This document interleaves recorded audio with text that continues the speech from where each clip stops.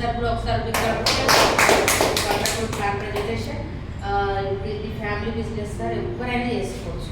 ఇక్కడ నాకు government employee అని నేను సోప్ వాడకుండా ఉంటాను, మార్నింగ్ లేచిన నుంచి పేస్ట్ వాడకుండా ఉంటాను. ప్రతి ఒక్క పర్సన్ భూమి మీద ఉన్న ప్రాణంతో ఉన్న ప్రతి ఒక్కరు మనం యూజ్ చేసి నచ్చింది షేర్ చేయడమే.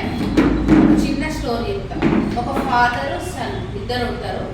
ఆ ఫాదరు బాబుకి ఒక రాయి ఇస్తాడు. రాయి ఇచ్చేసి ఇది నువ్వు బయటికి వెళ్ళి దీని కాస్ట్ ఎంత కనుక్కుంటా అని చెప్తాడు.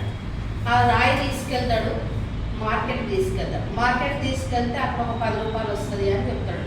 అక్కడ ఉన్నటువంటి మేడం స్టార్టింగ్ నుంచి చెప్పండి.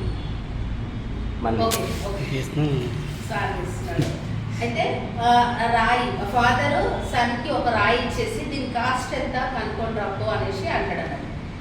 అతను వెళ్ళి మార్కెట్ తీసుకెళ్ళి ఎంత అనేసి అడిగేసరికి దీనికి ఒక 10 రూపాయలు వస్తుందమ్మా అని చెప్పేశాడు. అదే రాయిని మళ్ళీ ఒక మ్యూజియం తీసుకెళ్తే అక్కడ ఒక 1000 రూపాయలు వస్తుంది అని చెప్తాడు.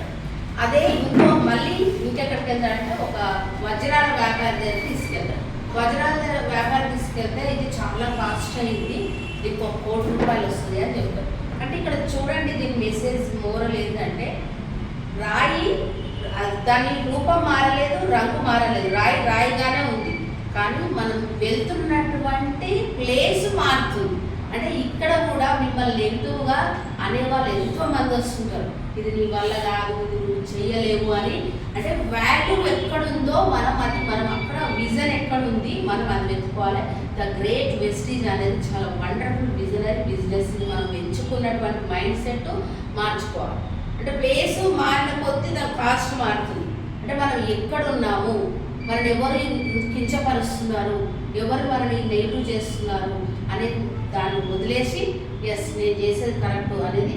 ఇది ఇక్కడ మన డ్రీమ్స్ ఫుల్ఫిల్ అవుతున్నాయి, లగ్జరీ ఇవన్నీ కార్ ఫుల్ఫిల్ అవుతున్నాయి. అంటే మనం ఎంచుకున్న వెస్టీజ్ అనేది ఏ స్థానంలో ఉంది, మనం ఎక్కడ ఉన్నామో, మనం ఏం చేస్తున్నామో అనేది కరెక్ట్ ప్లేస్ ఎంచుకొని దానికి టైం పెట్టి ఒక 2-3 ఇయర్స్ మనం ఇంట్లో ఉన్నట్టయితే వండర్ఫుల్ లైఫ్ లీడ్ చేయొచ్చు, లగ్జరీ లైఫ్ చేయొచ్చు, మన ఫ్యామిలీని సేఫ్గా చూసుకోవచ్చు.